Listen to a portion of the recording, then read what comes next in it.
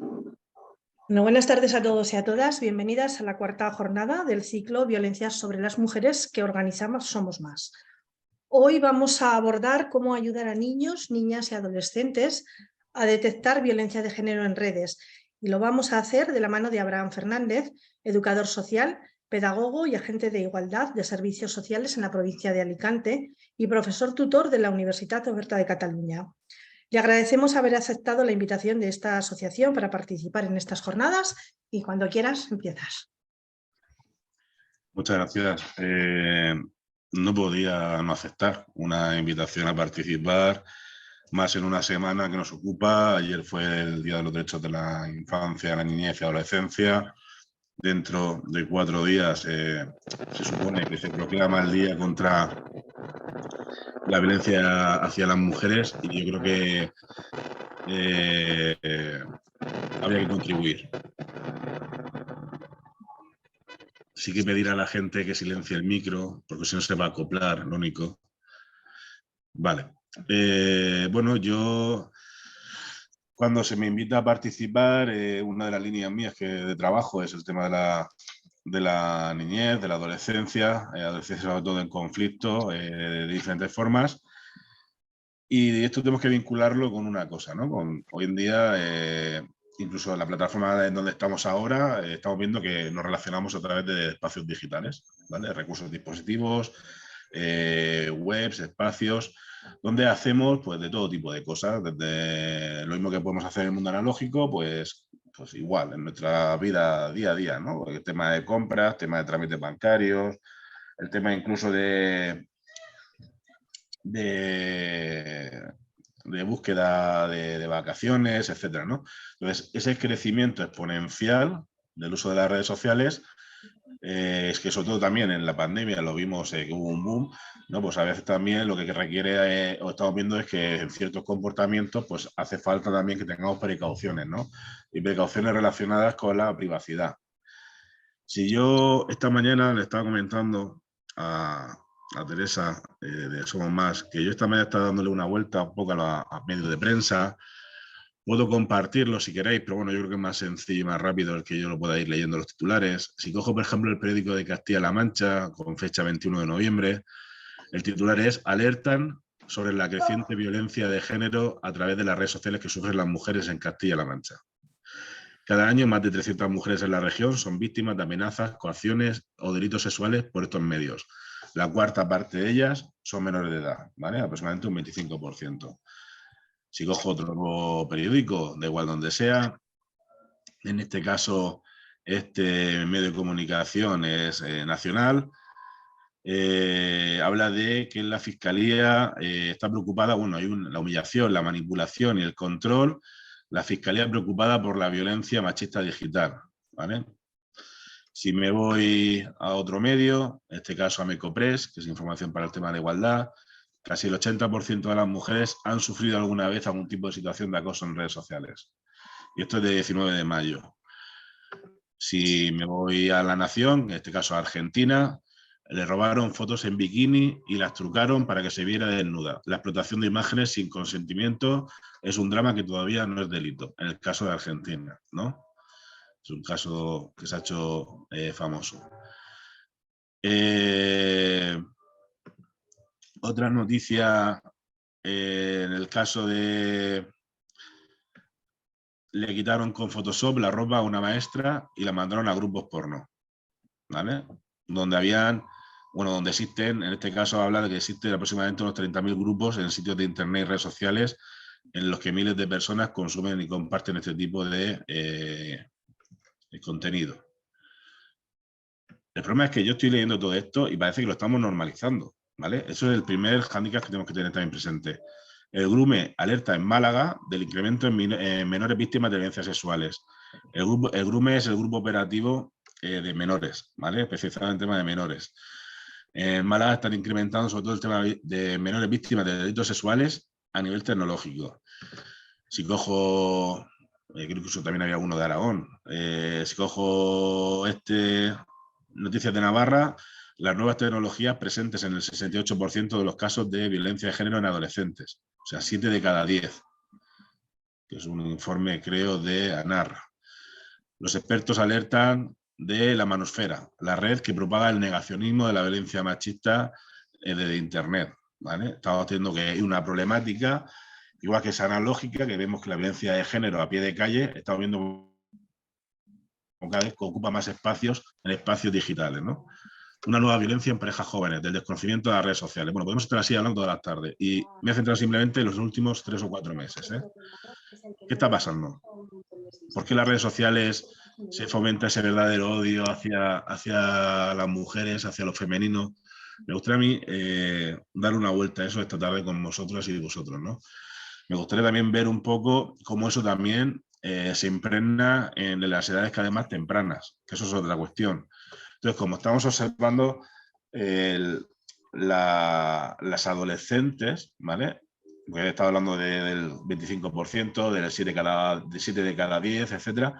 Las adolescentes al final son las más vulnerables, aunque afecta a todo tipo de extracto de mujer de cualquier tipo de edad. Si cogemos otra serie de información, yo creo recordar que ONG Plan Internacional hablaba en un estudio que hizo de 14.000, una muestra de 14.000 chicas, chicos entre 15 y 25 años de 22 países, que casi el 60% de las niñas y de las jóvenes de todo el mundo hayan sido víctimas alguna vez de acoso online en plataformas de redes sociales. Creo recordar también que la UNIR hizo un estudio algo parecido y hablaba de un 25%. Y si nos vamos a espacio europeo, no solo aquí en España, el IUGE, que es el Instituto Europeo de Igualdad, hizo un estudio de aproximadamente 42.000 mujeres y al menos una de cada 10 había sufrido algún tipo de ciberviolencia desde los 15 años de edad, ¿vale? Si nos vamos a la macroencuesta, hay un montón de datos. En la macroencuesta a nivel del gobierno, del Ministerio de Igualdad, pues 2 de cada 10 mujeres es víctima de este tipo de agresiones, ¿vale? De las mujeres españolas es víctima de acoso sexual o han recibido algún tipo de insinuación, pues que obviamente pues yo me pongo el padre o sea, yo como padre me pongo en el lugar de mi hija, pues pueden ser inadecuadas, pueden ser humillantes, pueden ser intimidatorias y para un adolescente incluso a veces ofensivas, ¿no? Entonces, si todo eso se da en las redes sociales, si se sienten ofendidas, se sienten humilladas, como decía, si se sienten intimidadas, ¿no?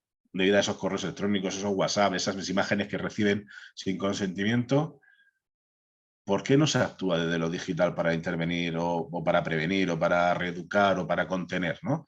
¿Por qué seguimos otra vez cada año, año tras año, desde 2004, hablando de lo analógico? Porque cada vez, si vivimos en una sociedad tecnológica, no empezamos a desarrollar estrategias desde el ámbito tecnológico, ¿no? Pues eso es otra de las carencias que estamos viendo. Yo aquí no voy a pretender dar respuestas de qué es lo que está pasando, sino creo que voy a intentar abrir como áreas de oportunidad, ¿no? Además, es que lo peor, las Naciones Unidas viene ya diciendo desde hace bastantes años que a nivel mundial las chicas, por el hecho de ser chicas, o las adolescentes, o las niñas, por el hecho de ser simplemente mujeres, tienen 27 veces más probabilidades de ser agredidas, atacadas, ofendidas, humilladas que los hombres. ¿Y esto por qué se consiente? Están estos datos, pero ¿cuál es la contranarrativa? ¿Cuál es la respuesta que se ofrece, no? Como decía la compañera de Somos Más, yo doy clase tanto en la UOC, en la Universidad Oberta de Cataluña, como en la UNED, de aquí del Centro Asociado de Elche, y una compañera de la UOC, Irene Montiel, que es profesora sobre ciberdelincuencia, está especializada en ciberdelincuencia sexual, da clase en el grado de criminología de la UOC, suele afirmar ella en las intervenciones que hace que vivimos en una sociedad cosificada, hay una incorporeidad en las relaciones, aparte de la velocidad con la que hoy en día vivimos, o sea, un vídeo que se sube a los 10 minutos ya es un vídeo caduco, ya no es interesante, no es trending topic, ¿no? Luego la ausencia a veces de límites, la transnacionalidad, como decía la compañera, aquí hay gente de España, pero hay gente de Latinoamérica, hay gente de otros sitios, la sincronía, y luego aparte la sensación o la falsa percepción del anonimato que muchas veces la gente tiene cuando hay una red social, ¿vale? Porque se piensan que se escuda, bueno, yo una falsa identidad, que es lo del troleo, o bueno, yo apago el ordenador y nadie me puede seguir, etcétera. Pues son algunas de las características que hacen Internet pues, un espacio idóneo, un entorno propicio para que la gente pueda cometer ciberagresiones. Entonces, todo esto es la sociedad donde la niñez y la adolescencia se desarrolla. Todo esto es lo que nos impregna, ¿vale? Donde la persona puede ser atacada y humillada 24 horas, los 7 días a la semana, desde cualquier lugar, desde cualquier momento. Entonces, si juntamos todo esto, ¿cuál es el papel de la administración? ¿Cuál es el papel de las familias? ¿Cuál es el papel de los profesionales? ¿Cuál es el papel del tejido asociativo? Además, tampoco tenemos que olvidar que muchas veces las tecnologías, irónicamente, las tecnologías es para comunicarnos, ¿no? Pero muchas veces las tecnologías lo que promueven es que cada vez más haya más aislamiento o disminución de las relaciones personales, sociales. Entonces, ¿qué es lo que pretendemos? ¿Qué es lo que se busca? ¿Qué es lo que queremos esta tarde las personas que estamos aquí sentadas frente a un ordenador para intentar hablar de las redes sociales, de la violencia que se ejerce hacia las mujeres, desde una perspectiva de niñez y adolescencia, de derechos, de garantizar esos derechos, ¿no? Pues yo creo que al final la única finalidad sería esa discriminación, esa dominación, esa intromisión que muchas veces se hace sin consentimiento en la privacidad de las víctimas. Yo, por ejemplo, sí que lo veo en el servicio ATV que tenemos en mi administración pública, que fue una de las que impulsó este tipo de iniciativas.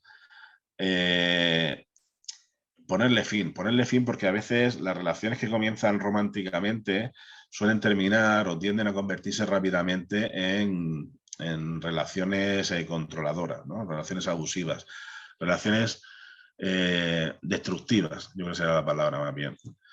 Pero es que esto no es de ahora, o sea, llevamos 2 o 3 años hablando de esto y seguimos igual o peor o no sé, porque en España ya en el 2020 el 80 y pico % de las chicas menores de edad habían sufrido algún tipo de delito sexual en Internet, o sea casi 9 de cada 10.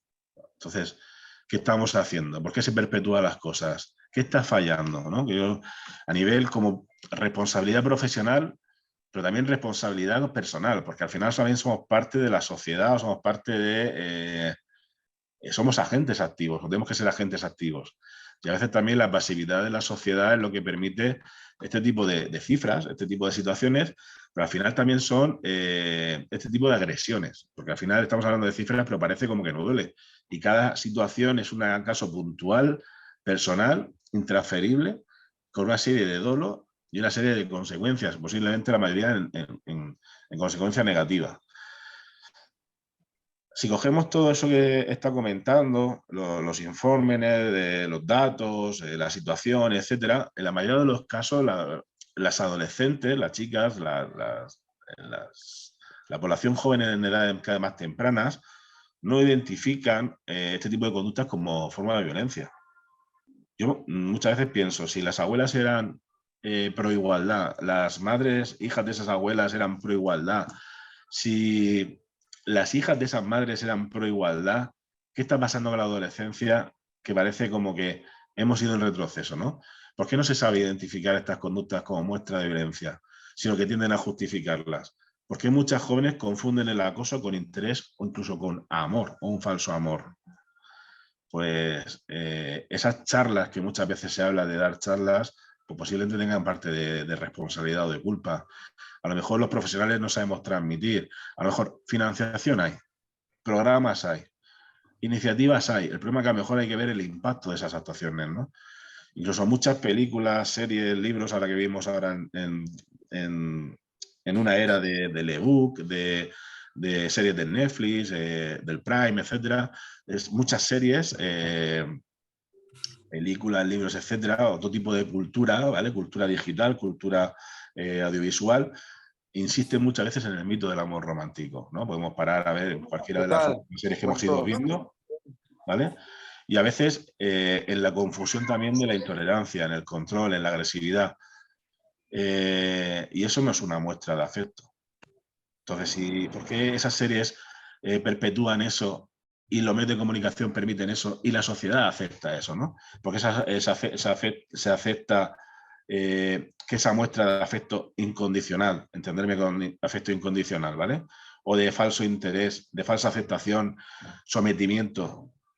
¿Por qué seguimos así después de 2004 ya sean 16, 18 años interviniendo frente a la violencia machista, ¿no? Porque es una especie como de, o se entiende como una expresión de entrega y verdadero amor, ¿no? Frases de estas de adolescentes de tiene celos porque me quiere, el amor hay que aguantarlo todo, etcétera. Ese tipo de frases, ¿por qué se perpetúan? ¿Qué se está trabajando con los adolescentes que sigue fallando, ¿no? Yo creo que es un poco la pelea continua que tenemos los profesionales y las profesionales que trabajamos en cualquier tipo de situación de violencia, en este caso el tema de violencia de género, ¿no? Es un conflicto que puede parecer normal, pero no se debe identificar como tal, porque al final no es una muestra de amor, no es una muestra de aguantar nada, una relación no hay que aguantar nada, simplemente hay que compartir, siempre y cuando sea saludable lo que se comparta, ¿no?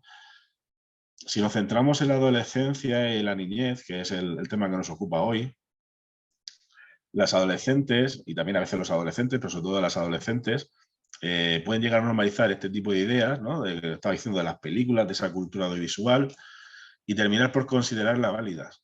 Esto es como la violencia. Antiguamente no se permitía tanta violencia audiovisual, ¿no? Si yo pongo un ejemplo, la película Funny Games, no sé si la has visto a alguien, pues cuando se estrenó la película Funny Games, los críticos de cine, en principio, no pudieron aguantar ¿cómo se dirá? La presión, no podían aguantar el impacto psicológico de la película, ¿no? Se salían de la sala, etcétera. Con el tiempo esa película se ha normalizado, incluso no parece agresiva, ¿vale? ¿Por qué? Porque a veces el continuo observar de las cosas hace que normalicemos eso. E incluso se rebaja el nivel de peligrosidad, yo creo que sería la palabra, ¿no? Entonces, ¿por qué las adolescentes pueden llegar a normalizar este tipo de ideas? ¿Por qué se termina por considerar válidas este de amor romántico, amor idílico, ese por amor se debe aguantar todo, las peleas y los conflictos son normales en una relación y hay que aguantarlos, ¿vale? O sea, un conflicto no tiene por qué ser negativo, pero el problema es que las relaciones suelen tender a dependencia emocional y acaban siendo continuadas en negativo. ¿Por qué? Porque hay una coerción por parte de alguien. Alguien hace un abuso de su poder por algún tipo de interés. En este caso, el interés en la relación para obtener, que es el victimario, que es el que agrede, es el hombre, ¿no? Gracias a Dios, no todos los hombres somos iguales, y gracias a Dios hay hombres que luchamos por la igualdad, ¿no? Como la asociación AIGE, como gente profesionales como los que estamos aquí, etcétera, desde el ámbito de la policía y la seguridad ciudadana al ámbito socioeducativo, psicológico, etcétera. Entonces, el problema es que muchas veces la población adolescente no reflexiona sobre lo que representa este tipo de actitudes, no reflexiona sobre los pensamientos que evoca este tipo de actitudes. A veces las expresiones de las dinámicas de dominancia, sería la palabra, de poder, de control, etcétera, puede convertirse en relaciones abusivas y tóxicas, pero ellos no reflexionan sobre ello, ¿vale? Lo aceptan tal cual, o sea, no le dan una vuelta de tuerca. Entonces yo creo que aquí lo fundamental es, si tenemos la problemática y tenemos uno de los hándicaps, que es que muchas veces no se reflexiona sobre qué representa este tipo de actitudes, ¿no? De ese amor romántico, de ese relaciones abusivas, de ese luchar por la igualdad, de ese normalizar situaciones como ahora la extrema derecha quiere normalizar, que no tiene pie ni cabeza, ¿vale? Como la violencia de género no existe, o sea, ¿cómo no existe? Ahí tienes los datos de las víctimas, ahí tienes las situaciones a diario que estamos atendiendo los profesionales y las profesionales. Entonces, ¿cómo se identifica la violencia en espacios online con la adolescencia, ¿no? Pues es donde tenemos que empezar a pararnos a pensar. Yo cuando reflexiono con mis alumnos, tanto de prácticas del técnico de promoción superior de igualdad, de FP, como mi alumnado de la universidad, cuando hablo de cómo identificar la violencia en genérico en espacios online, bueno, pues siempre partimos de una premisa, ¿no? Que sea que hay muchas víctimas que no dan el paso de denunciar, otras desconocen que muchas veces los hechos que están sufriendo son denunciables. Y este tipo de violencia, en el caso de la violencia de género, en el caso de la violencia de género digital, en el caso de las agresiones virtuales, pues se pueden manifestar de múltiples formas. Y muchas veces también, si prestamos atención real, si observamos a ese tipo de múltiples formas, también podemos rascar una serie de signos que indican que se está produciendo violencia de género digital, ¿no? En las formaciones que realizamos de formación base de violencia de género digital para profesionales, este tipo de cuestiones son las que abordamos en el primer módulo. Entonces, si yo lanzara la pregunta a la gente que vemos aquí ahora mismo, la que sea, ¿vale? Si sabríais reconocer este tipo de signos, este tipo de indicadores siendo víctima de violencia de género, ¿qué me responderías? ¿Que sí? ¿Que no? Pues supongo que estaría bien hacer un debate, pero tampoco quiero alargar, porque si no al final vamos a ocupar mucho tiempo, pero posiblemente la mayoría, algún signo sí que sabríais identificar, pero muchos no. Y las consecuencias a lo mejor tampoco. O una vez que yo os diga la consecuencia, a lo mejor sí que relacionáis. Ah, pues sí, mira, lo tenía en mente, pero no sabía si... Entonces, si nos paramos a centrar, los que trabajamos con víctimas a pie de calle, en espacios de proximidad a nivel municipal, si nos centramos a pensar un poco cuál es el perfil de esa chica, de esa adolescente, de esa joven, ¿vale? Que suele tener dificultades para reconocer la experiencia propia como un abuso y tiene dificultades también para que las personas afectadas en su círculo se vean como víctimas, pues podemos rascar un poco de información. Yo esta mañana estamos ahora mismo haciendo aquí en la provincia de Alicante una jornada de violencia vicaria y en el descanso está haciéndome como anotaciones, ¿no? Estaba pensando en las víctimas que yo trabajo en la unidad de igualdad de mi ayuntamiento y yo me he rascado una serie de rasgos que me gustaría ver que a lo mejor algunas y algunos mejor se sienten identificados o identificadas. Yo me he anotado, me vais a disculpar que lo lea,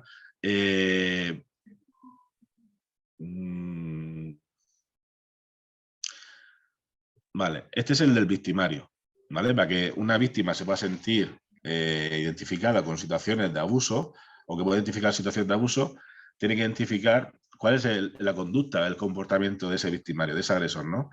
Y yo, los expedientes que hemos mandado tanto al juzgado como los casos que hemos atendido para intentar buscar el empoderamiento y cuando hablo de empoderamiento, sobre todo de resistencia a volver con él, que eso es una, que siempre es importantísimo, como la autoprotección a nivel digital, ¿vale? Hemos encontrado hombres que suelen enojarse por no obtener siempre una respuesta inmediata, ¿vale? Y sobre todo en la adolescencia, no sé, he visto un vídeo, si no ahora lo intento buscar y os lo pongo, que se llama Doble Check. ¿Lo habéis visto? Vale. Es un vídeo de una relación donde él le dice que se ha conectado, que no le ha respondido, etc. Si trabajáis con adolescentes, se cabrean enseguida si no hay una respuesta inmediata. Y hay que enseñarles que no responder de forma inmediata es porque hay una otra serie de obligaciones y no pasa nada. Esto pasa en el grupo de iguales. Pues imaginaos en una relación de pareja y una relación de pareja abusiva, o sea, es mucho peor, ¿no? ¿Cuál es el perfil de victimario en edades tempranas? Pues suelen ser personas que intentan un control de lo que hace la víctima, o en este caso lo que hace la chica, en redes sociales, a nivel de su dispositivo digital, ¿vale? O sea, controlan lo que hace la persona en redes sociales o cualquier tipo pues, en Facebook, TikTok, etcétera, por parte de la pareja. Suelen prohibir relaciones con otras personas a través de Internet, o suelen limitar, o suelen cuestionar el por qué hablan con unas y otras con otras personas. Incluso a veces intentan culpabilizar a la chica de falsas... Mira, es que estás tonteando, no es que estoy hablando. O sea, simplemente conversando con una persona, eso no es tonteo, eso no es nada, ¿no? Y encima, si la persona quisiera hacerlo, es libre de hacer lo que le dé la gana, porque al final la única dueña de la vida de esa chica es ella misma. Todo este tipo de situaciones de enojo, control, etcétera, de prohibiciones, al final tiende, cuando hay una respuesta de resistencia por parte de la chica, a un cierto acoso o ciberacoso, ¿vale? Pero es que si encima seguimos rascando, son jóvenes, estos victimarios, que intentan exigir información privada, información reservada, pues, yo qué sé, las contraseñas, por ejemplo, o le piden que le enseñe el teléfono cada 2x3 a ver el contenido que tiene. Son jóvenes los que promueven este tipo de situaciones abusivas, los que presionan o obligan a enviar imágenes a veces íntimas, sobre todo en edades de relaciones en edades tempranas, en relaciones jóvenes de 14, 15 años. Y muchas veces el delito no es compartir. Si yo quiero compartir una imagen íntima mía con mi pareja, eso no es un delito. El delito es que la pueda compartir con otra persona sin mi autorización. Y muchas veces se hace, ¿vale? Y eso es otro problema, que hay que enseñarle también a la adolescencia. Una cosa se llama responsabilidad social y otra cosa delito penal, ¿vale? Porque muchas veces están cometiendo delitos y o no son conscientes o son conscientes y no quieren responsabilizarse sobre ello. Este tipo de jóvenes intentan también obligar a que muestren conversaciones privadas, como decía, a controlar o censurar el contenido de relaciones en las redes sociales, como decía, pero también se ha llegado casos a que obligan a que la persona le facilite la geolocalización, sobre todo para saber dónde está en cada momento. E incluso yo os he leído alguna noticia de, no sé si os recordáis lo de la maestra que le cambiaban el cuerpo, etcétera, donde se desarrolla deepfakes, ¿vale? ¿Qué son los deepfakes? Son, pues mediante aplicaciones, pues se crean vídeos, se crean imágenes, se crean, etcétera, sobre todo de connotación pornográfica, para sustituir la cara de las chicas o sustituir y dándole un contenido, pues eso, sexual, ¿no? Pues en este caso, por ejemplo, se quitaba la ropa de la profesora para luego compartirlo. E incluso hay páginas donde incluso se evalúa el nivel de la imagen. Me quiero reír porque es que no sé hasta qué punto hemos llegado a esta situación, ¿vale? No es una risa jocosa, sino una risa de incomprensión. Incluso se evalúa el nivel de la fotografía y se evalúa el nivel de comercializar esa fotografía. O sea, al final estamos cosificando.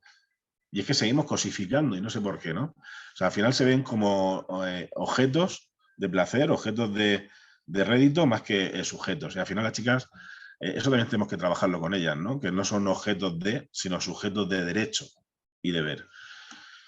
Estamos hablando de difusión de fotos íntimas, estamos hablando de tema de obligar a mostrar conversaciones, fotografías, etcétera, pero también hay situaciones de suplantación de identidad, situaciones donde el acceso y se controla de forma no autorizada los perfiles de ella, se borra conversaciones, se escribe cosas.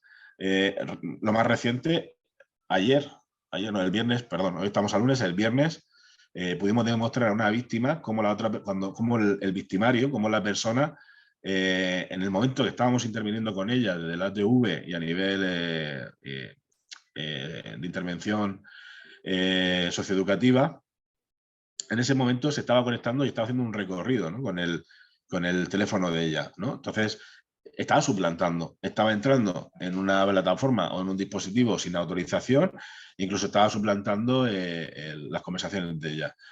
Pero es que incluso cada vez el problema de las redes sociales, que os decía, la limitación, la simetría, el tema de la falta de límites, etcétera, incluso está posibilitando que se creen y divulguen datos personales falsos para dañar la reputación de las víctimas, en este caso, que son chicas, sobre todo de edades de 12, 13, 14, 15 años, ¿no?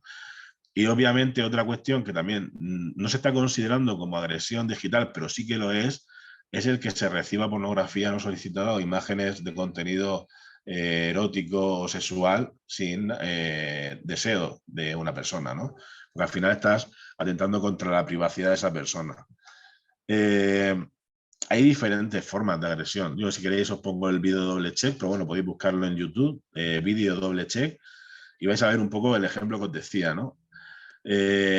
Si cogiéramos un poco como si fuera una especie de mapa conceptual de todo eso, podríamos estar hablando de ciberacoso, ¿vale? Las agresiones que estoy diciendo, de difamación, control, usurpación de perfiles, etcétera. Podríamos estar hablando de grooming o ciberacoso sexual, ¿vale? Que es cuando hay un adulto intentando contactar con un adolescente para ganarse su espacio de confianza y luego obtener o involucrar una actividad sexual. Podríamos hablar del tema de troleo, ¿vale? Que suele haber ahora con el tema de gender trolling, es una especie de práctica antifeminista que hay ahora en redes sociales. Os decía una noticia en relación a ello, ¿no? Que hace falta más feminismo digital porque está habiendo una vertiente de troleo antifeminista, ¿no? La ejercen personas, troles, misóginos, que se dedican pues, a intentar hacer la vida imposible, sobre todo a mujeres de relevancia en redes sociales, ¿no? Podemos tener también, tenemos el ciberacoso sexual, el gender trolling, también podemos tener el tema de extorsión. Hay ya muchísimas mujeres que están siendo extorsionadas a nivel sexual, a nivel económico, amenazando por el publicar el contenido, chantajear, difundiendo imágenes, etcétera, comprometidas a cambio de X, ¿vale? Y esto lo está haciendo chicos de 16, 15 años, no gente adulta. Simplemente por el hecho de obtener un beneficio. ¿Hasta qué cultura estamos creando del todo vale para obtener lo que yo deseo, ¿no? Luego también pues, hay una palabra que se llama el doxeo, ¿vale? Que hace referencia a la búsqueda y publicación en línea de información de la persona para hacer pública y avergonzarla o humillarla, ¿no? Y luego, igual que está el doxeo, está el sexteo, y sexteo suele ir relacionado con el tema de la coerción, ¿vale? Cuando hablo de coerción, es una forma de presionar a la otra persona, sobre todo a ellas, para que envíen imágenes íntimas, sexuales o contenido del que fuese, con que ella no quiere ni enviar ni recibir, ¿vale? Sería un poco como si fuera el mapa, ¿no? Ahora mismo hay cuando hacemos formación, yo suelo decir que hay unas 13 formas de agresión digital, con perspectiva en este caso hacia la mujer, pero he resumido como en 6 grandes bloques. Si hablamos de estas situaciones, si hablamos de estos actos que a nadie les gusta, del sextorsión, del doxeo, del sexteo coercitivo, etcétera, pues se traduce muchas veces, porque yo le digo a un chaval, a una chica adolescente, sexteo, y le da igual. Se lo digo a una persona adulta, el doxeo, y le da igual. Pero si lo traducimos al lenguaje coloquial de abusos verbales y emocionales, si lo traducimos a recibir insultos, desprecios o burlas por el hecho de ser mujer, si lo traducimos a expresión de celos, el expresar desconfianza, si lo traducimos a humillaciones ante otras personas, si lo traducimos en ese contacto sexual que nadie desea o que no deseo con esa persona, pero me siento obligada o forzada en determinados juegos sexuales, si lo traduzco en redes sociales, que encima se manifiesta y se puede expandir en muy poco tiempo, ¿no? Si lo traduzco en sustraer contraseñas, si lo traduzco en llamar constantemente para saber dónde está y con quién se encuentra, ¿no? Si lo traduzco en controlar la forma de vestir, el pelo, el maquillaje, etcétera, porque al final ese tipo de reacciones son abusivas en la adolescencia. Si eso se traduce en ese aspecto físico en manipular sobre la propia percepción del cuerpo, esta gorda, es que tienes que hacer esto, deberías de llevar lo otro, es que tienes que tener más pecho, es que debes de pintarte, debes de maquillarte, debes de vestirte mucho más femenina. Si encima lo traducimos a apartarla de alguna forma de las amistades, de su círculo de confianza, de hablar mal de ella, de malmeter contra personas importantes para ella, desde las redes sociales, al final es todo eso. Y que muchas veces hablamos de violencia de género o violencia de género digital y no caemos en la cuenta todo eso que hay detrás, ¿no? Entonces yo creo que tenemos que empezar un poco a ser conscientes y en vez de hablar, conversar, en vez de mirar, observar, ¿no? Porque gracias a ese tipo de diferencia es donde vemos pues, todo lo que os he ido diciendo. Si al final la violencia causa daño psicológico, causa daño emocional, refuerza prejuicios, daña la reputación, en este caso de las chicas y de las adolescentes, plantea sobre todo barreras para quienes intentamos que ellas puedan participar en la vida pública, en la vida activa, esa participación ciudadana que tanto se nos tiene a la boca en los últimos 3 o 4 años. Además, estamos viendo que puede conducir también a formas de violencia sexual, ¿no? Y no podemos ser impasibles ante ese tipo de situación. Sí que es verdad que en el 2019, además creo que fue justo cuando mi ayuntamiento fue reconocido por la Agencia Española de Protección de Datos, porque hicimos una guía que la podéis descargar, ¿vale? Mediante Community Commons. La guía se llama Privacy y es identificar el tema de la juventud y la adolescencia, la protección de datos y la violencia de género, ¿no? Y hay una especie de juego para aplicar en centros escolares, en concejales de juventud, en planes de corresponsabilidad, etcétera. Justo en 2019, la Agencia Española de Protección de Datos crea un canal que es específico para retirar este contenido, ¿no? Ese contenido íntimo y sexual que se ha difundido sin el consentimiento de las adolescentes. Y sobre todo, actúa ante una serie de proveedores de Internet, ante una serie de portales que todos conocemos, Facebook, Google o Twitter, ¿no? Que suelen ser los más acusados. ¿Para qué? Para que se retire urgentemente el contenido de esos espacios.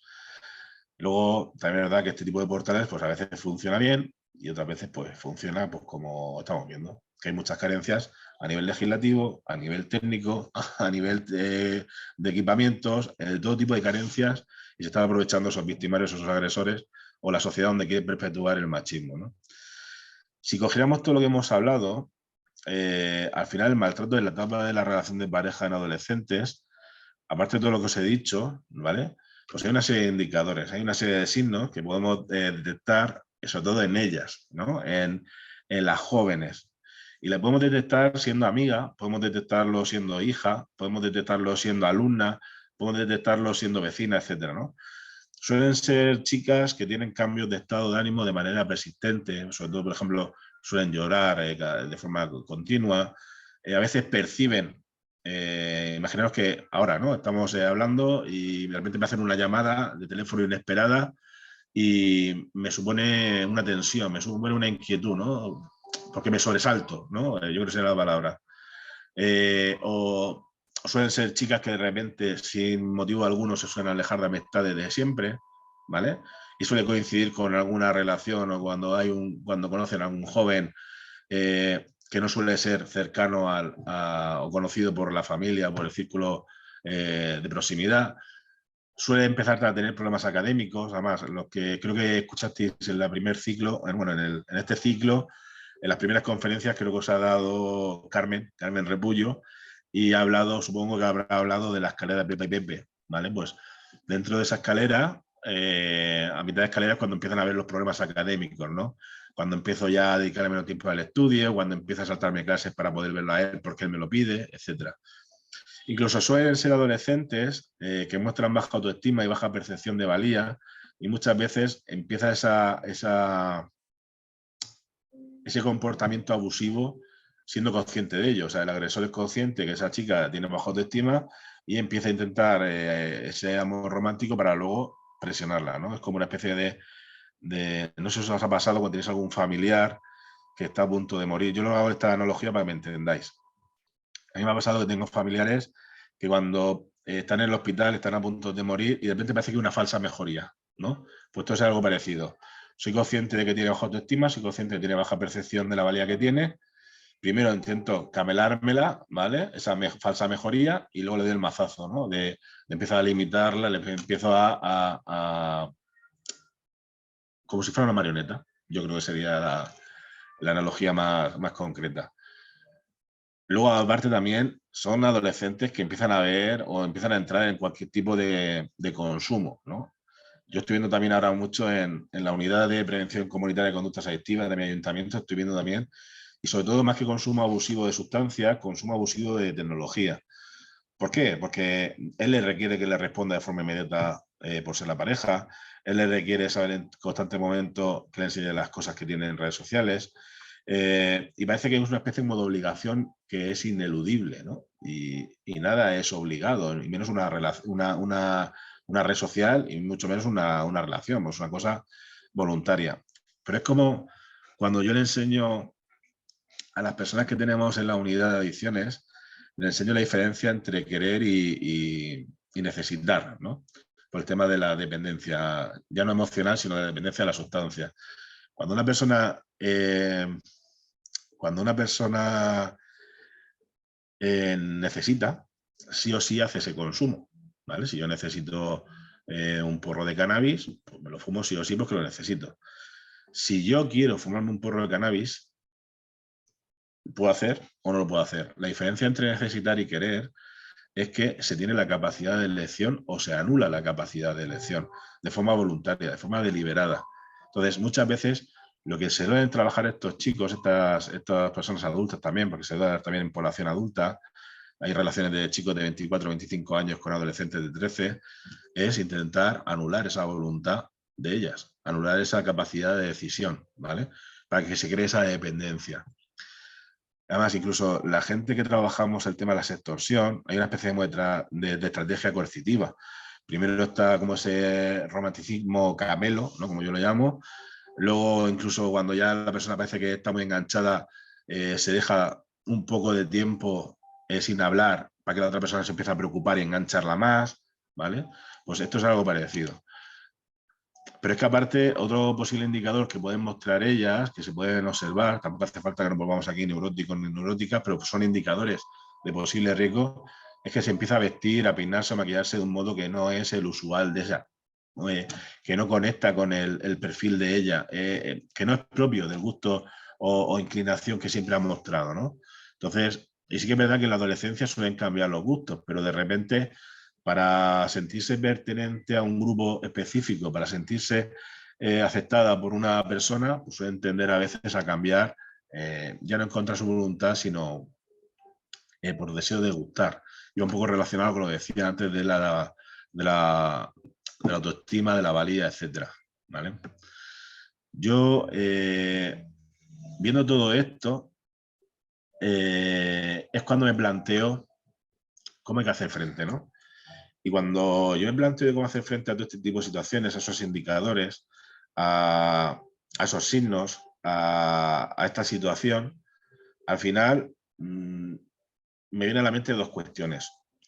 Una, transformación digital. O sea, si realmente tenemos un problema que estamos viendo que se está magnificando en el espacio digital, hay que buscar una transformación digital. O sea, donde está el problema, hay que trabajar en el sitio del problema, ¿no? Y la otra es de la innovación social. Y por eso muchas veces no comparto lo de las charlas, porque las charlas no sirven para nada. Las charlas es perder el dinero y tirar el dinero, porque en 45 minutos no se puede lograr nada, ¿no? Tienen que ser cuestiones continuadas en el tiempo, tienen que ser cuestiones planificadas, con unos indicadores de resultado, con unos indicadores de proceso, de impacto. Tiene que haber una metodología participativa y coherente con la etapa evolutiva de los adolescentes. Tiene que haber un contenido actualizado que muchas veces tampoco se da. No es solo poner un PowerPoint, hay que trabajar lo que decía antes, el tema de la reflexión, que muchas veces tampoco se hace, porque se llega, se vomita el contenido y nos vamos, ¿no? Y eso es un poco el gran error. Yo creo que yo aquí no quiero deciros a vosotras y a vosotros lo que tenéis que hacer. Lo que quiero deciros es las cartas sobre la mesa y las situaciones que hay y que vosotros elijáis. Y la cuestión es que si empieza a darle vueltas a qué cosas se pueden hacer para esa transformación digital y para esa innovación social, o cómo transformar digitalmente desde una perspectiva de innovación social, pues yo creo que tenemos que empezar a hablar de escuchar a las chicas y los chicos, sobre todo a la adolescencia. Creo que también, si buscamos esa protección, tenemos que empezar a reforzar lo que hacemos frente a esa violencia y, sobre todo, cómo sufre esa violencia las mujeres en el ámbito digital. Ese es el punto de partida. Y ahora, ¿qué cosas se me ocurren a mí que yo me he ido anotando que a lo mejor pueden servir de utilidad para vuestros espacios de trabajo, ¿no? Pues una podría ser, por ejemplo, realizar una tarea de seguimiento a fin de que se asegure pues, una especie de protocolo, una medida de autoprotección y que sea correcta y eficiente. Porque estamos dando cuáles son los rasgos, cuáles son los signos, pero muchas veces se nos olvida lo importante. Si yo tengo un coche y tengo la llave, pero no le he hecho gasolina, pues el coche no tiene funcionamiento, ¿no? Entonces, ¿cómo se puede limpiar el rastro digital? ¿Vale? ¿Cómo cifrar las comunicaciones? ¿Cómo usar buscadores o aplicaciones que sean respetuosas con la privacidad? ¿Cómo limitar la información que damos en redes sociales? Porque encima vivimos en una sociedad que los likes es como si fuera un caché para ellos y para ellas, ¿no? Sin más, los adolescentes te dicen que si no estás en redes sociales no existes. Y eso es un mantra que siempre digo para que la gente empiece a entender y posicionarse en los zapatos de un adolescente, ¿no? Entonces, hay que darle esa serie de medidas. ¿Y escribes o algo? Bueno, yo creo que tenemos que darle esas medidas de autoprotección, sobre todo para de forma eficiente y correcta, pues lo que está diciendo, ¿no? Incluso actualizar los dispositivos, porque a veces, muchas veces no actualizamos los dispositivos y un dispositivo que esté actualizado es menos vulnerable a ciberataques. Otra cuestión, por ejemplo, a la hora de diseñar este tipo de autoprotección o este tipo de protocolo que deberían de seguir, ¿vale? Da igual que sean víctimas o que sean futuras víctimas, esto puede ser prevención universal, ¿no? Si la mayoría de las prácticas de producir en redes sociales y plataformas de mensajería, ya sea WhatsApp, TikTok, Instagram, Facebook, etcétera, incluso ya hay otras que vuelven ahora, hay páginas que eran antiguas de hace 10, 15 años, el caso de Omegle, ¿vale? Pues está volviendo otra vez, ¿no? Pues yo creo que tenemos que tener presente esto también para contextualizar ese tipo de medidas de autoprotección, ¿no? Otra cuestión que se me ocurre es desarrollar programas eficaces, pero sobre todo, más que inteligencia emocional, todo el mundo tenemos inteligencia, pero inteligencia hay que educarla, ¿no? Entonces, al final, más que inteligencia emocional, yo creo que tenemos que desarrollar programas eficaces de educación emocional. Pero no la autoaceptación, la autoestima, la comunicación no agresiva, no. Yo creo que hay que hablar de educación emocional como estrategia para la autoaceptación y una educación emocional como estrategia de resistencia. ¿Por qué resistencia? Porque antes hablábamos de daños psicológicos, daños emocionales. No sé si os recordáis todas eso que yo os he traducido, todo lo que suponía el sexteo, etcétera, pues todo eso provoca daños psicológicos y emocionales. El problema es que si tenemos una armadura resistente a esos daños y para eso hace falta educación emocional, lo que provoca es que sea más difícil que podamos caer en relaciones que puedan vulnerar nuestros derechos y sobre todo manipular nuestra voluntad. Entonces, para eso conviene avanzar sobre todo en programas educativos que tengan en cuenta las carencias propias, las vulnerabilidades de cada persona, de los colectivos, de las vulnerabilidades personales, familiares, de las situaciones que se están dando en nuestro entorno de proximidad o de relación. Sobre todo, ¿para qué? ¿O cuál es el objeto? Para fomentar el desarrollo de las personas, que sepan responder, que sepan afrontar con éxito esos riesgos que yo os decía antes, que sepan forjar y sumergerse en el ciberespacio sin ningún tipo de peligrosidad. Otra cosa que se me ocurre es que trabajamos en el ámbito también judicial, se habla del interés superior del menor o el interés superior de la niña y el niño, y a partir de los 12-14 años se puede tener la posibilidad de escucharle, ¿no? Pero es que no creo que hace falta que esté normatizado esto, ¿no? Yo creo que no hace falta que se debe escuchar siempre a la adolescencia, se debe de escuchar sobre todo para proponer que de la participación ciudadana sean ellas y sean ellos, porque al final esto es una cuestión de la sociedad de forma holística, de forma integral, de toda la sociedad, que sean ellos y que sean ellas y ellos quienes desarrollen acciones de contranarrativa, ¿no? Contranarrativa, cuando me refiero a contranarrativa, imaginaros los prejuicios, ¿vale? Hablamos no sé si lo he dicho antes en una de las noticias, que en los espacios virtuales se están promoviendo cada vez más que existan prejuicios entre iguales, ¿no? Pues al final lo que hace falta es un activismo digital, ¿vale? Hay activistas a nivel analógico en la calle, hay activistas por los derechos, pero yo creo que hace falta también un activismo digital. O sea, hay que responder a ese troleo que hay en las redes sociales, hay que responder a esas agresiones que estamos encontrando en espacios virtuales. Respecto sobre todo también por una cuestión, porque os he ido diciendo que cada vez más en las edades tempranas vivimos en una sociedad hipersexualizada, vivimos en una sociedad donde se cosifica sexualmente y se evidencia sobre todo la importancia de considerar que se censure, que juega un papel importante la desigualdad entre géneros, ese activismo digital, ¿vale? En el caso, por ejemplo, de la Comunidad Valenciana, lanzaron una propuesta que es una campaña donde los chicos y chicas de los centros de secundaria tienen que grabar como un corto, ¿vale? Y participan en un concurso. El concurso se llama No me toques el WhatsApp, ¿vale? Pues va un poco en relación a lo que estábamos diciendo, ¿no? Esa violencia de control, de información, de contenido, de contactos, etcétera. Otra cuestión que creo que tenemos que tener presente en cualquier tipo de programa, en cualquier tipo de política o en cualquier tipo de plan municipal o de la ciudadanía por el tema de la igualdad, es que se aborde desde edades tempranas, pero no solo en espacios escolares, que muchas veces se caen en el error, ¿no? Dar charlas, coeducar, etcétera, no, sino cualquier espacio de socialización, porque al final la violencia, las agresiones sexuales se dan en cualquier tipo de espacios de ocio nocturno, en espacios deportivos, en espacios laborales, etcétera, ¿no? Entonces yo creo que sí que es verdad que se te cae en espacios escolares, pero tenemos que abrirle el espectro a cualquier tipo de espacio y sobre todo con especial incidencia en el ámbito tecnológico, que es lo que estaba diciendo, se dan los problemas en espacios tecnológicos, hay que dar respuesta desde espacios tecnológicos. 5 minutos. Dime. 5 minutos. Que vale. te quedan 5. Es que no te lo puedo decir de otra manera. Nada, tranquila. No te quería interrumpir, pero... Nada, yo lo que te he dicho, no voy a hablar y aquí se me hace la 10 de la noche. Ya no solo todo las charlas que os comentaba antes, sino creo que también que tenemos que trabajar de forma continuada, reflexiva. Se puede trabajar guías, se puede trabajar manuales, se puede trabajar seguridad digital, se puede trabajar el reforzar la seguridad y la privacidad de forma online, pero que sean de forma reflexiva. O sea, no es ponerle una guía y leerla, no. O sea, ¿qué os parece esto? ¿Esto es útil, no es útil? ¿Por qué no es útil? ¿Para qué? ¿Cómo? ¿Cómo sería? ¿Cómo se puede cambiar? ¿No? Incluso, así poniendo ejemplos, yo organizaba hasta hace poco, bueno, sí, sigo organizando, las jornadas mediterráneas de violencia de género digital. Y este año yo quería, el año pasado, que fue la última edición, participaron diferentes agentes, los Carabineri, la Universidad Internacional de La Rioja, etcétera, con diferentes proyectos de violencia de género digital, el INTOC, el International Observatory of Computer Crime, Y yo invité a participar a Don't Tech, ¿vale? Don't Tech es un colectivo, una página que podéis buscar en internet, Don't Tech, que sería como la abreviatura de, bueno, Dones, que sea mujer en catalán, y Tech, de tecnología. Y es una página donde se recogen recursos, noticias, actividades sobre la seguridad y la privacidad para llevar a cabo proyectos formativos y acciones que fomenten esa perspectiva de género dentro del 2.0, ¿no? O 3.0, no sé ya en qué punto estamos, pero bueno, del aspecto tecnológico.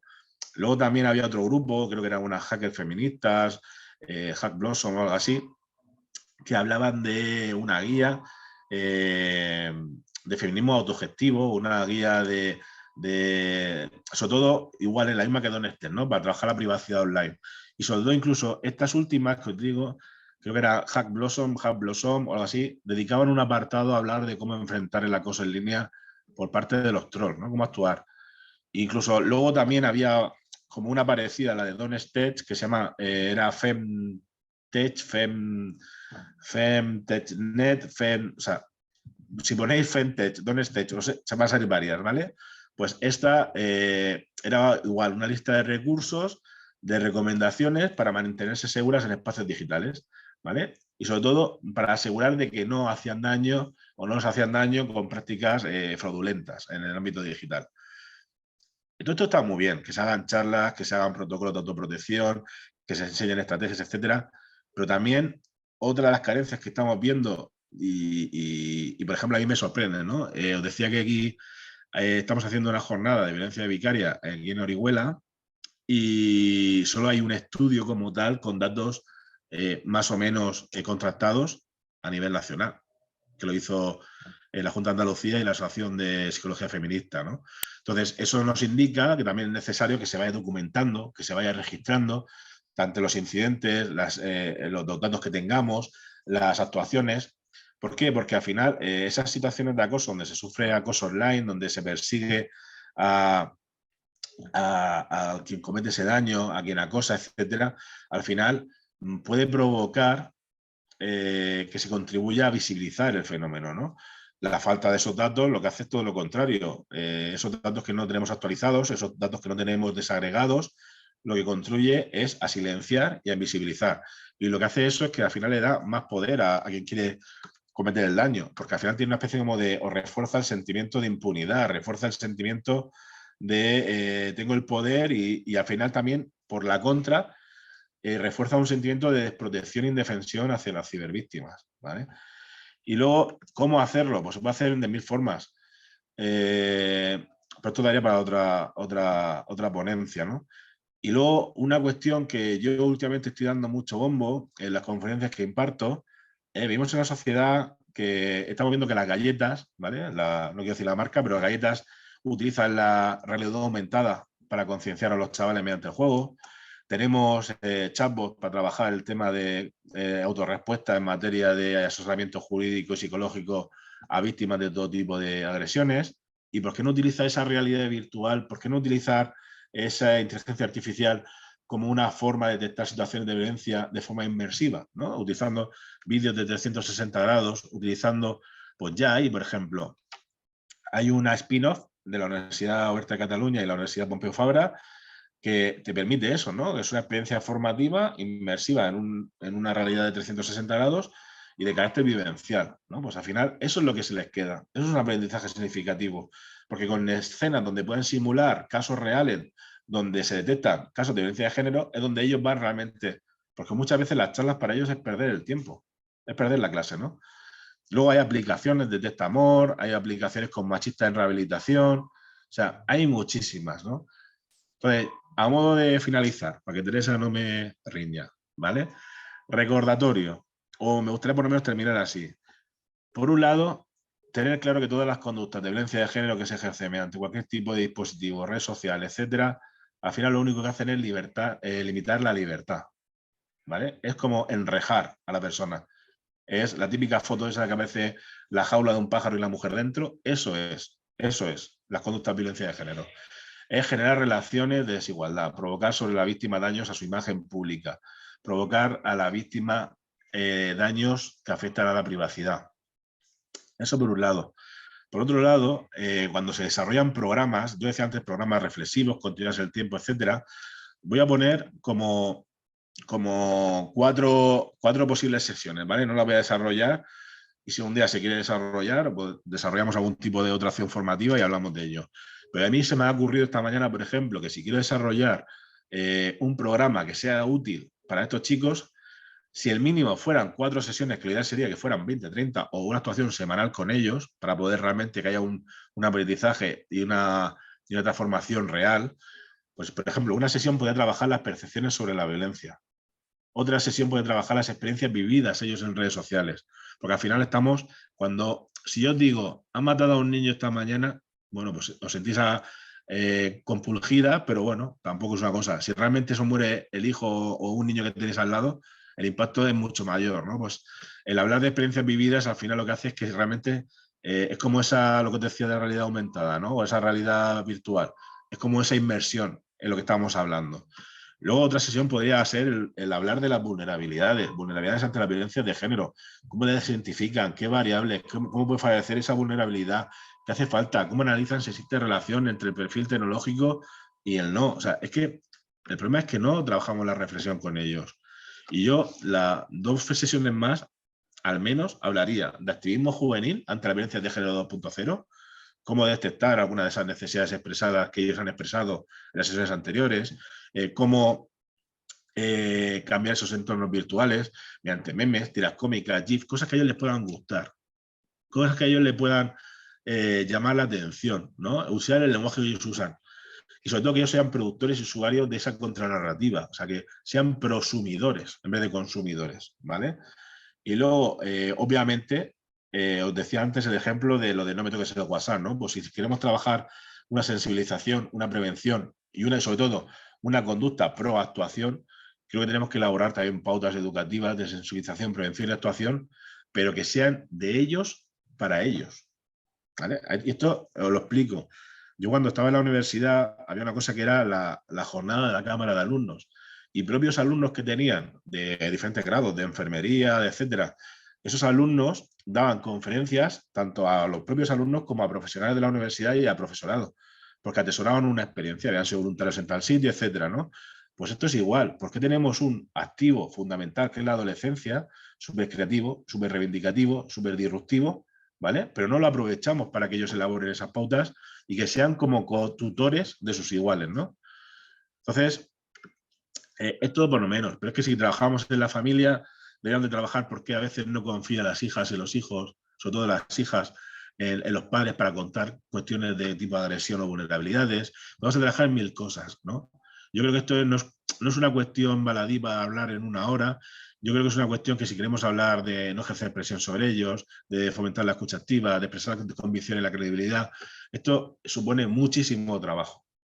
Y esto supone muchísimo trabajo y un trabajo armado, coherente y sobre todo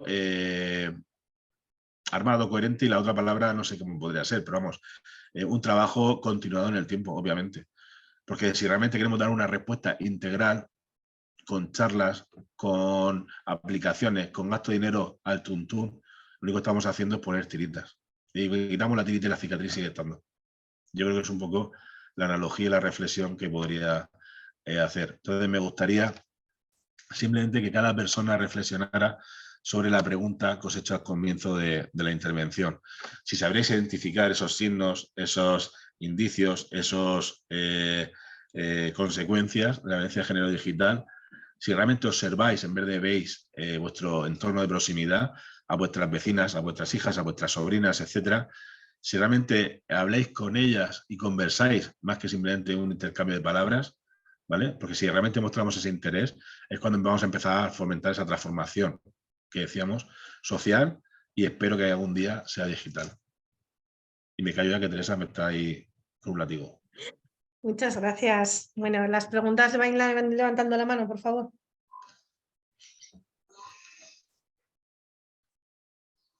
¿Ninguna?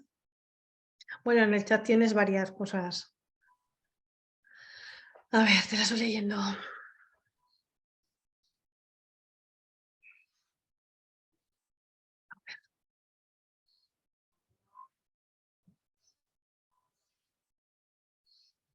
Si podías repetir la guía, preguntan. ¿Qué guía? Pues yo creo que la de que has dicho de privacy.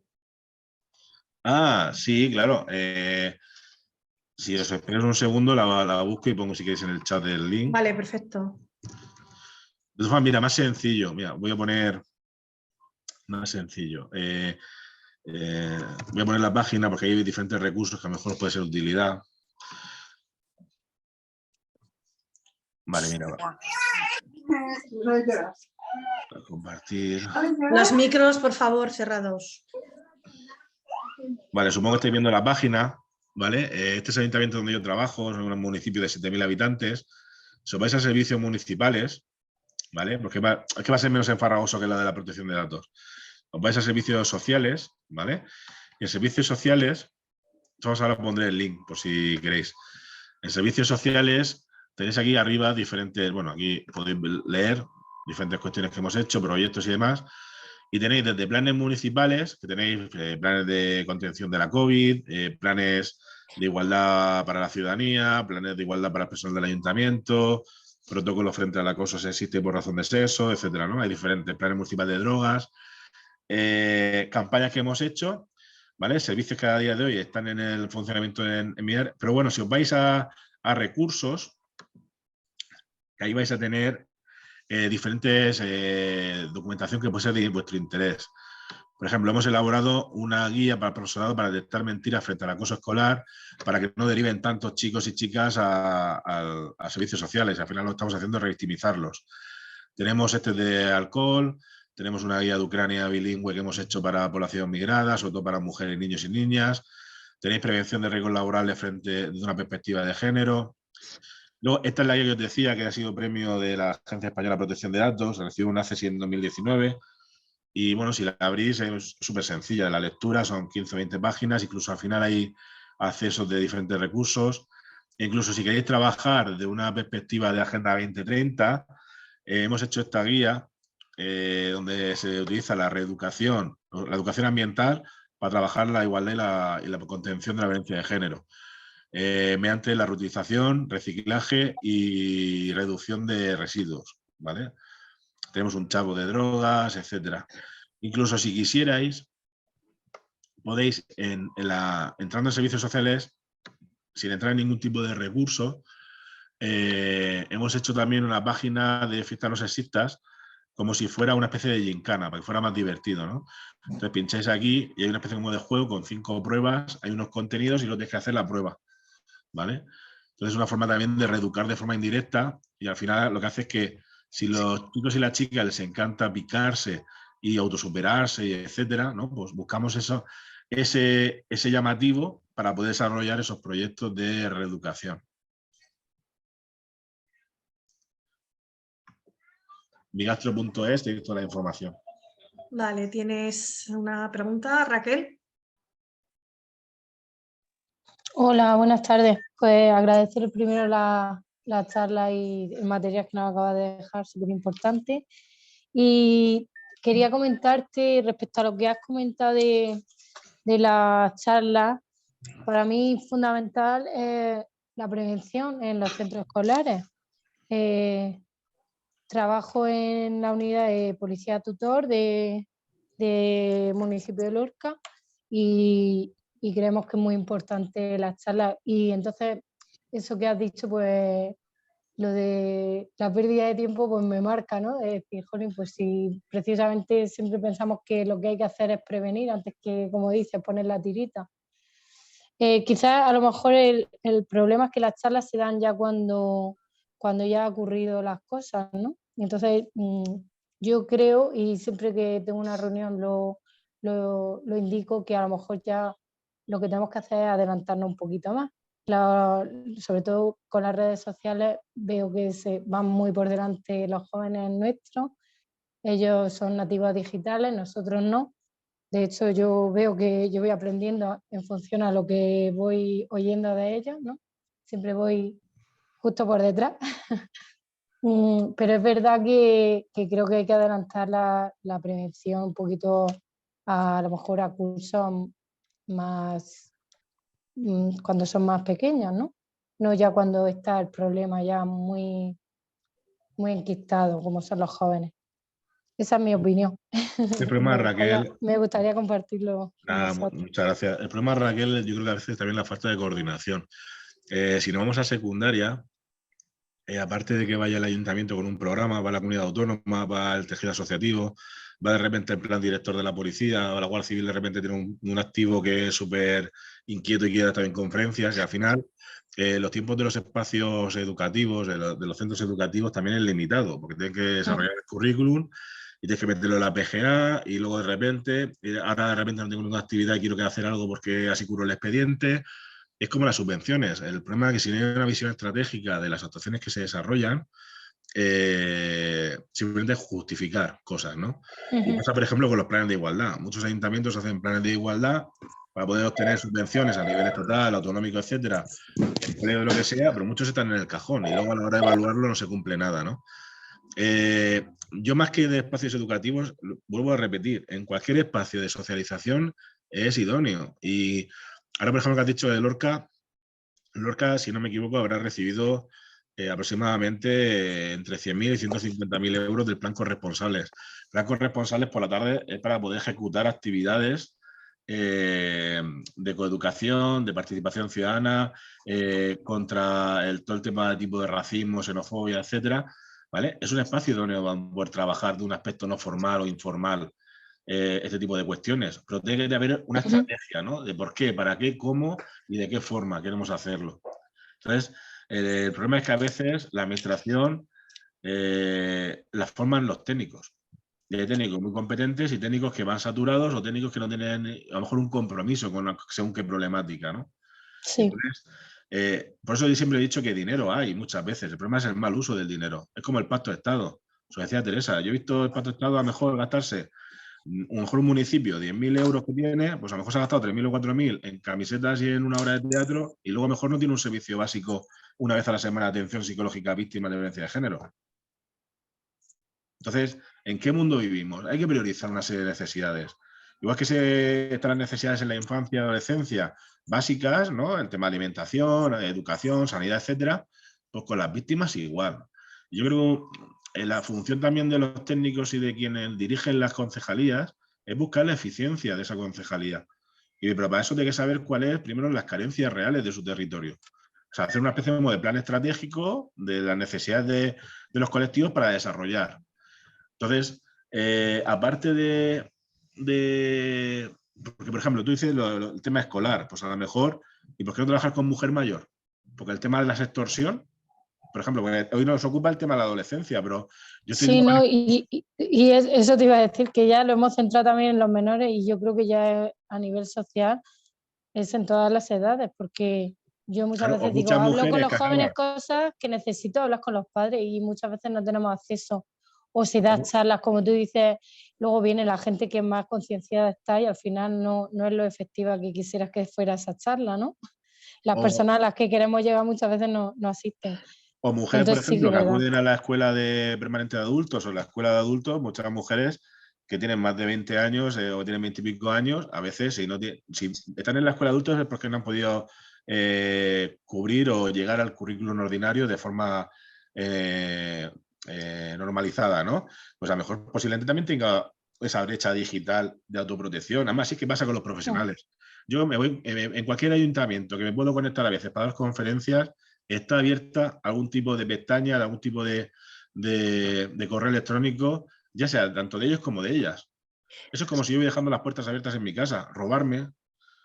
Si es que el problema ya es que no solo redirigimos a la infancia, como si toda la responsabilidad fuera en la infancia, pero tenemos que ver a cada extracto, a las familias, a los profesionales, a la infancia y a la adolescencia, a la adultez, a la vejez. Todo tipo de extractos se puede trabajar. La cuestión es que muchas veces pues no se hace o se prioriza. Voy a dar charlas porque así ya curo el expediente. Hemos dado charlas, hemos dado no sé qué. No, además, cerca de vosotras, de Lorca, hubo una iniciativa que me gustó bastante, no sé si fue en San Pedro del Pinatar o en el Pilar de la Arada, que fueron chavales del propio centro de secundaria quienes trabajaban con chavales del propio centro de secundaria mediante la dramatización, por ejemplo, ¿no? Para ver un poco los signos de la violencia de género. Pues al final, como era una especie de escape room, sin serlo, ellos jugaban, ellos aprendían, ¿vale? Es que a veces también tiramos los recursos y no los aprovechamos. Por eso digo que tenemos que fomentar que sean partícipes. Si una persona, si tú estás en un grupo y no te sientes partícipe, al final te desmotivas y desconectas. Entonces yo creo que al final tenemos que también jugar esa baza. Sí, y también añadir un poquillo al hilo de lo que estás diciendo, que los menores también se piensan, centrándonos en menores, ¿vale?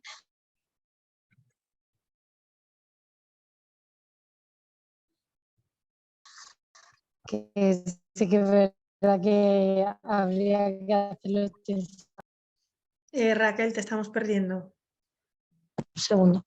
Son, a ver, me entra una llamada, ¿me oís, verdad? Sí. Sí. Vale, que ellos como por ser menor de edad ya no tienen ninguna responsabilidad.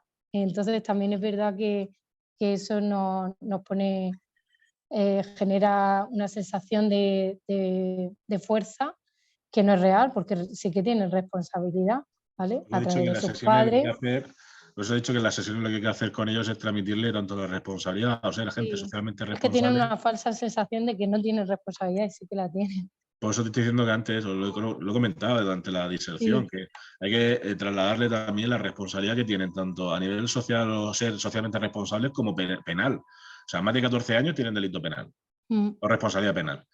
Claro. Entonces, hay que enseñarles qué delitos penales son la usurpación de información, el atentar contra la privacidad de la persona, etcétera, pero no decirle, según el código tipificado de no sé qué, porque eso no les llega, ya han desconectado, ¿vale? Entonces, ponerle un ejemplo. ¿Qué veis? Esta chica no sé cuánto. Delito penal. ¿Qué delito penal? La fiscalía. ¿Esto qué es? No sé cuánto. Y traducírselo en el lenguaje que ellos le pueda llamar la atención. El lenguaje que, si tú coges una historia de Netflix y estás engancha y de repente ponen anuncios, te joden, porque desconectas. Pues es algo parecido, pero sin el anuncio. Vale, muchas gracias, tomamos nota. Nada, Muy bien. espero ir un día a Lorca y que la gente vaya a ver la Semana Santa, que está muy bien. Sí. Los Vale, morados y ¿tenéis los... es posible algún contacto también Ay, sí, se me ha olvidado. ¿sí? Bueno, Para podéis contactar contactar contigo? conmigo a través de abraham.fernandez@aitobigastro.es o incluso más sencillo. Yo tengo, aparte de la universidad, tengo una consultoría que es hola, de saludo, hola, @somostuidea.com. Si queréis lo pongo en el chat. Sí, por favor. Pero vamos, Muchas gracias. si ponéis en Google somostuidea.com, ahí os sale.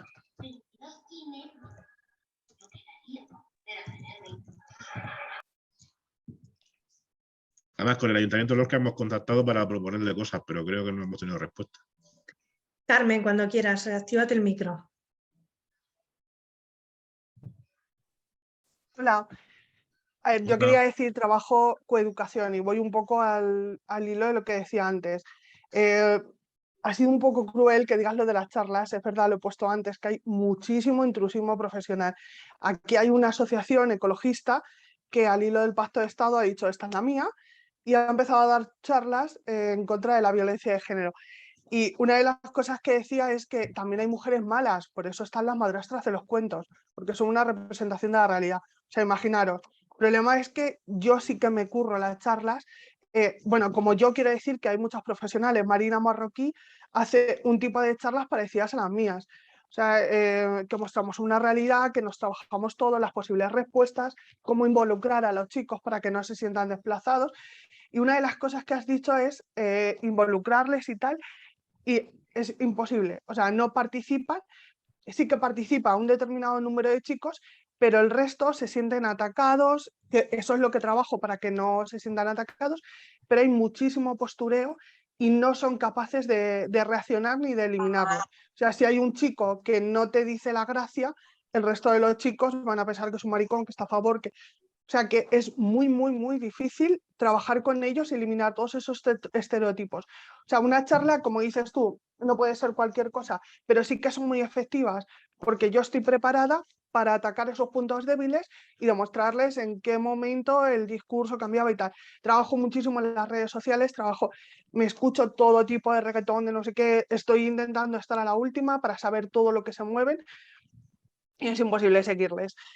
O sea, por ejemplo, con el porno muchas veces le pongo cosas y veo que hay chicas que no saben lo que es el porno y que ellos la cara que me están poniendo es que la conocen. O sea, en las charlas se trabaja muchísimo y luego las memorias que hago suelen servir al centro bueno, pues para hacer otras iniciativas.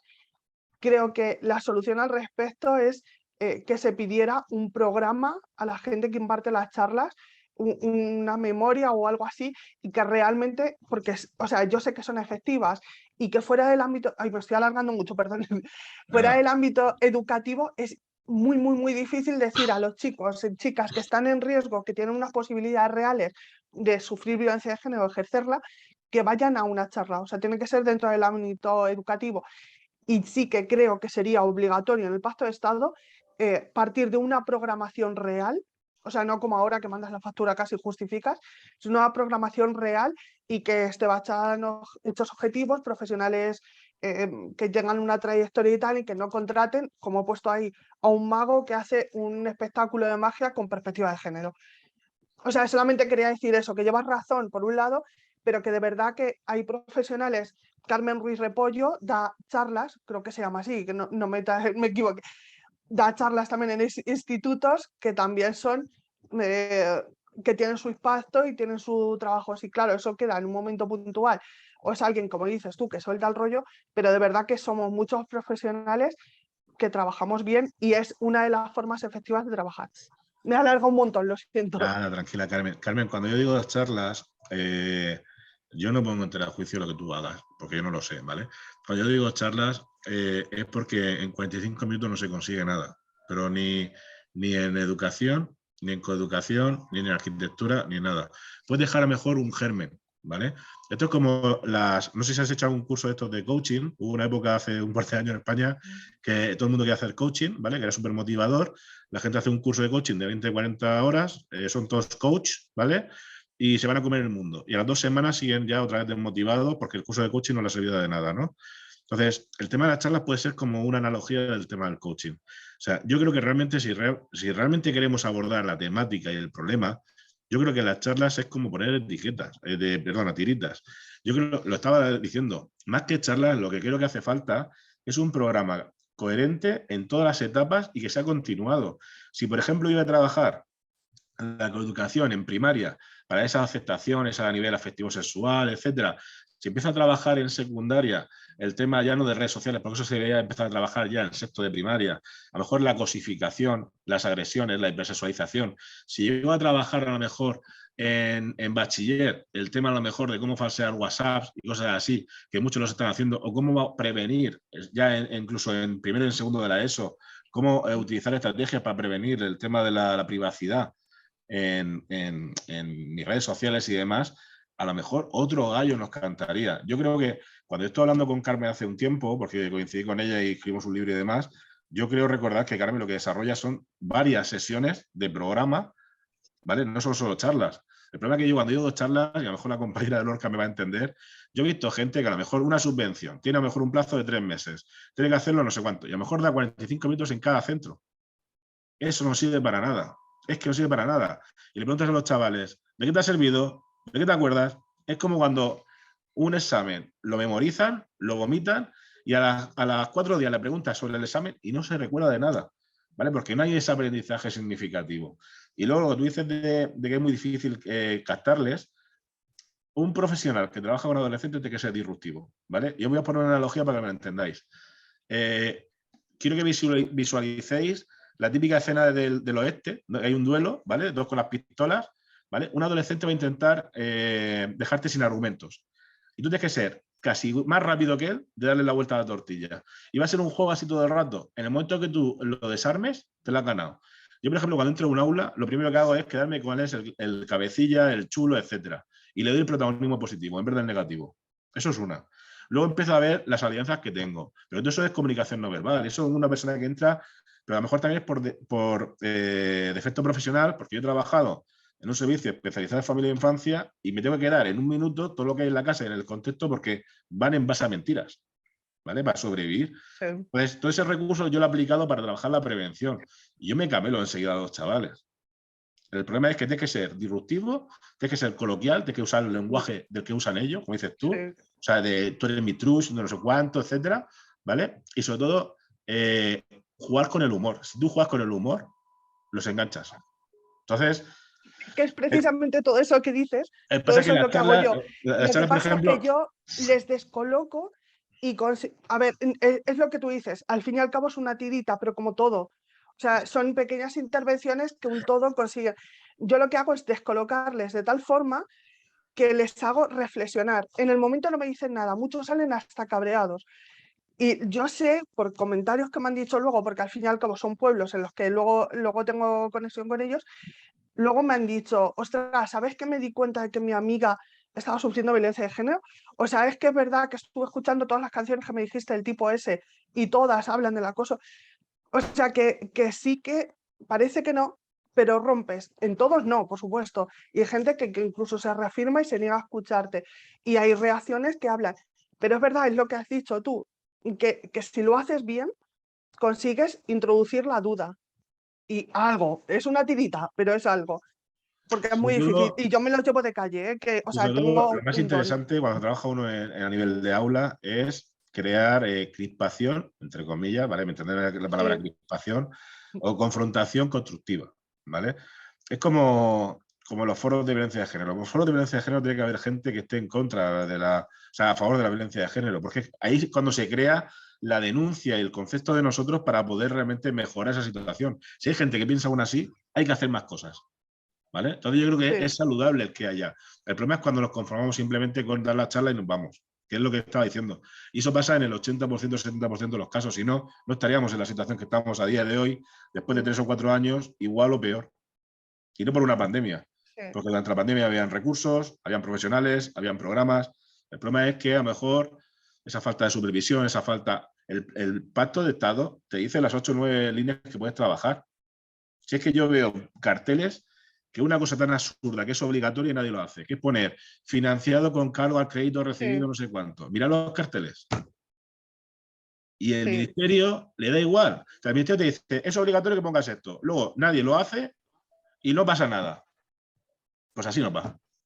Y eso es una A mí es que me tontería han comparado con la dicho que solo problemática. valen las facturas. O sea, porque les he dicho, ¿os hago memoria? No, no, pásame la factura.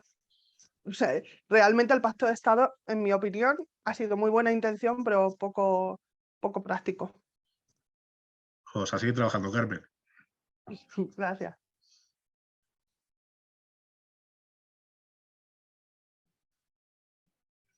¿Alguna pregunta más? Tienes en el chat que Milagros nos dice, ¿qué estamos haciendo como sociedad para acabar con estas violencias en la juventud? Ya sabemos que la vacuna es la educación, pero ¿qué estamos haciendo ahora? Mirar en vez de actuar. Si el problema de la sociedad es la pasividad de la sociedad. Imaginaos una pelea a pie de calle. Yo no me meto, que si no me salpica, así me van a pegar una hostia y no plan. Pues esto es lo mismo. No, como a mí no es de mi familia, etcétera, ese es el problema. Por eso decía que hay que crear activos digitales, activismo digital. Si el problema es de violencia de género digital, pues tenemos que fomentar también eso. Y luego la falta de supervisión de qué cosas. Lo está diciendo el tema del Pacto de Estado, la falta de coherencia en la aplicación de propuestas a nivel municipal. Luego a veces se dan cuestiones con tintes políticos más que con tintes técnicos. O sea, si es que el problema es, mira, a mí me han enseñado una cosa de pequeño. Tengo que ser coherente con lo que diga y haga. Y muchas veces eso no será a nivel profesional.